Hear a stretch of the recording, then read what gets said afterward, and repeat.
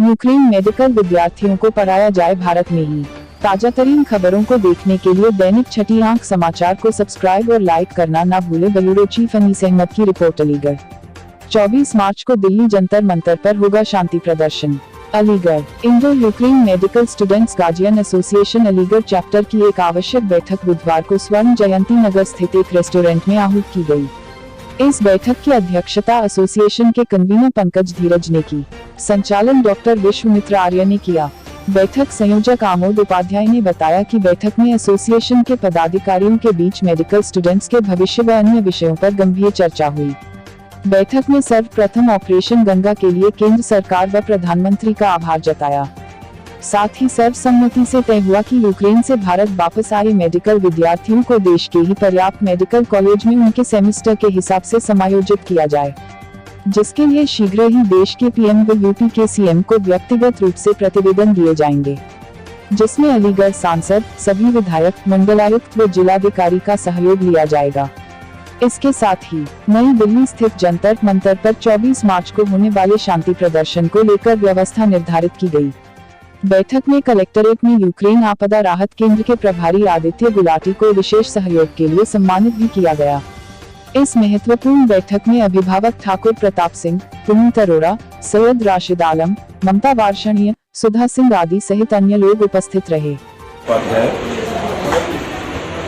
एक अभिभावक, एक बच्चे का पिता जो कि यूक्रेन में 3rd ईयर में MBBS में पढ़ रहा था, फंस गया था। माननीय प्रधानमंत्री जी के अथक प्रयासों से सेफ यहाँ पे आ गया, सारे बच्चे सेफ आ गए। हम उनका तहे दिल से शुक्रिया अदा करना चाहते हैं अभिभावकगण अलीगढ़ का, और निवेदन करना चाहते हैं अपनी सरकार से, अपने माननीय प्रधानमंत्री जी से कि वो सारे बच्चों को इन्हीं कॉलेजेस में, सरकारी कॉलेजेस में समायोजित करें। इससे डबल फायदा होगा, हमारे बच्चे भी यहाँ बने रहेंगे, सुरक्षित रहेंगे, क्योंकि अभी नहीं मालूम यूरोपियन कंट्रीज़ में खतरा कितना है, कितना दिन रहेगा, नोबडी नोज। और दूसरी बात, हमारे देश को भी चिकित्सीय सेवाओं की अत्यधिक आवश्यकता है। हमारा देश इसकी कमी से जूझ रहा है, बहुत ज़्यादा जूझ रहा है। कोरोना काल भी हम लोगों ने देखा, तब भी डॉक्टर्स की बहुत ज़्यादा कमी रहती थी। किस तरह से हमारे यहाँ पे कैजुअलिटीज़ हुई कोरोना में, सिर्फ इसलिए हुई क्योंकि डॉक्टर्स का अभाव था।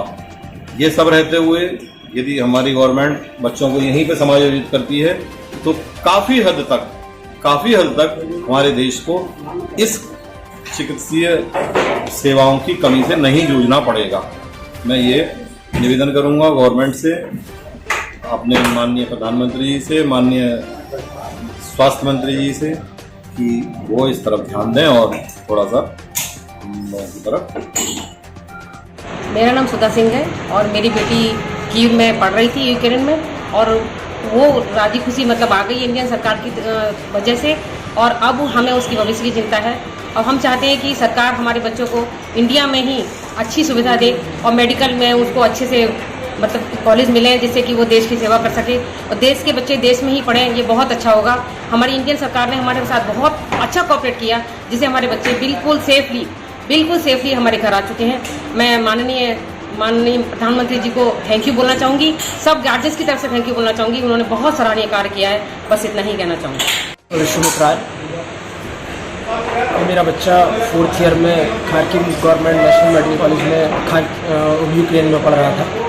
सबसे पहले तो मैं धन्यवाद देना चाहूँगा अपने प्रधानमंत्री जी का कि जिन्होंने दूसरे देश में जाकर के उन बच्चों को एयरलिफ्ट कराकर हमें एक बहुत बड़ी खुशी दी है।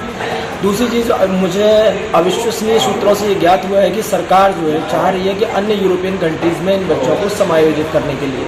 लेकिन मेरा मानना ये है कि आज ये घटना जो है यूक्रेन के साथ हुई है, हो सकता है कल नाटो के साथ मिलकर अन्य देशों में भी यही घटना हो, तो फिर वही हम लोग उसी दुराहे पर आ जाएंगे जिस दुराहे पर आज हम खड़े हैं। तो मेरा ये मानना है कि हम सब लोगों को जो है बच्चे जितने भी हैं उन सबको भारत में ही समायोजित किया जाए, और जो फीस स्ट्रक्चर हम लोग यूक्रेन के मेडिकल कॉलेजों में दे रहे हैं उसके लिए भी हम देने को यहाँ तैयार हैं। दूसरी चीज़ मैं ये कहना चाहूँगा, जैसे कल हमारा एक धन्यवाद ज्ञापन रैली जो है जंतर मंतर पर आयोजित की जा रही है अभिभावक संघ के द्वारा। ज़्यादा से ज़्यादा लोक संख्या में वहाँ पहुँचेंगे और एक प्रधानमंत्री जी, स्वास्थ्य मंत्री जी को एक ज्ञापन देंगे जिसमें हम उन्हें धन्यवाद देंगे और आगे के लिए अपने बच्चों को यहीं के मेडिकल कॉलेजों में समायोजित करने की प्रार्थना भी करेंगे। धन्यवाद। यूक्रेन के अंदर पूरे भारतवर्ष से जो अपने बच्चे मेडिकल स्टूडेंट्स अपने पढ़ रहे थे वहाँ पे, और एक वहाँ रूस के युद्ध की वजह से वहाँ सारे फंस गए थे। उस संबंध में केंद्र सरकार के द्वारा ऑपरेशन गंगा चलाकर सारे बच्चों को सकुशल भारत लाना निश्चित ही सराहनीय पहल है। हम सभी अभिभावकों की एक मांग है, क्योंकि बच्चों का चिकित्सीय भविष्य अब अधर में है, भविष्य अंधकार में, क्योंकि रूस के युद्ध की वजह से यूक्रेन पूरी तरह से तहस नहस हो चुका है और वहाँ पूरी संभावना किसी कीमत पर बची नहीं है कि बच्चे वहाँ पढ़े। तो हमारा मानना यह है कि माननीय प्रधानमंत्री से और केंद्रीय स्वास्थ्य मंत्री जी इस ओर विशेष पहल कर रहे हैं, जैसे हमें जानकारी मिली है। तो अभी हम लोगों की इच्छा ये है कि वहाँ सारे बच्चों को उनके सेमेस्टर के हिसाब से देश के मेडिकल कॉलेज में समाहित किया जाए, ताकि उनकी भविष्य की व्यवस्था यहाँ समाहित हो सके और देश की सेवाओं में वो लोग लग सकें। हमारी बेटी यूक्रेन में मेडिकल सेकेंड ईयर की स्टूडेंट थी, वहाँ पर पढ़ाई करी थी, लेकिन अचानक युद्ध की स्थिति बनने की वजह से वहाँ फंस चुकी थी। लेकिन हमारे भारत सरकार का, माननीय प्रधानमंत्री जी का बहुत मैं आभार व्यक्त करता हूँ कि उन्होंने किसी तरह से इस परेशानी के बेला में भी उन लोगों को एयरलिफ्ट करा करके वापस अपने देश में उनको भारत ले आए सुरक्षित और हमारे पास हैं। बस हम ये धन्यवाद ज्ञापन करना चाहते हैं प्रधानमंत्री जी का, और ये कहना चाहते हैं कि सर ये हमारे पास जो जितनी सुविधाएं हैं, हमारे बच्चे नीट क्वालिफाई के लिए जो मिनिमम क्वालिफिकेशन होता है नीट क्वालिफाई कर चुके हैं, और अब जो स्थिति वहाँ की बनी हुई है वो अभी कब तक सुधरेगी ये कहा नहीं जा सकता है। तो हमारे सारे जो जितने बच्चे हैं उनका भविष्य जो है बड़ा अंधकारमय लग रहा है। तो आपसे निवेदन है कि यहाँ भी भारतवर्ष में ही है किसी मेडिकल कॉलेज में इन लोगों को अकोमोडेट किया जाए। हम लोग जो अभिभावक जो भी पेमेंट कर रहे थे, जो फीस स्ट्रक्चर था वहाँ पर पेमेंट कर रहे थे, हम उसको यहाँ देने के लिए तैयार हैं, क्योंकि हमने बड़े मुश्किल से जद्दोजहद से पैसे को इकट्ठा करके अपने बच्चों के भविष्य को बनाने के लिए उनको भेजा था वहाँ पे। तो आज हमारे देश में ऐसी व्यवस्था है कि वो प्रधानमंत्री से मेरा आग्रह है कि कुछ ऐसी व्यवस्था करें जहाँ पे ये हमारे बच्चे अपनी आगे की पढ़ाई यहाँ मुकम्मल कर सकें, और उसमें जो भी हो सकता है, जो फीस स्ट्रक्चर हम लोग वहाँ दे रहे थे, वहाँ देने के लिए सारे अभिभावक हम तैयार हैं। आभार प्रकट करते हैं। हमारे प्रदेश के जो बच्चे यूक्रेन में फंसे थे उनको गवर्नमेंट ऑफ इंडिया ने उनको रेस्क्यू करके बहुत सराहनीय कार्य किया है। अब हम सारे अभिभावकगण इस बात के लिए चिंतित हैं कि जो बच्चे वहाँ पढ़ रहे थे, कोई 3rd ईयर में था, कोई 4th ईयर में था, कोई 5th ईयर में था, अब उनके भविष्य को लेकर बहुत चिंतित हैं।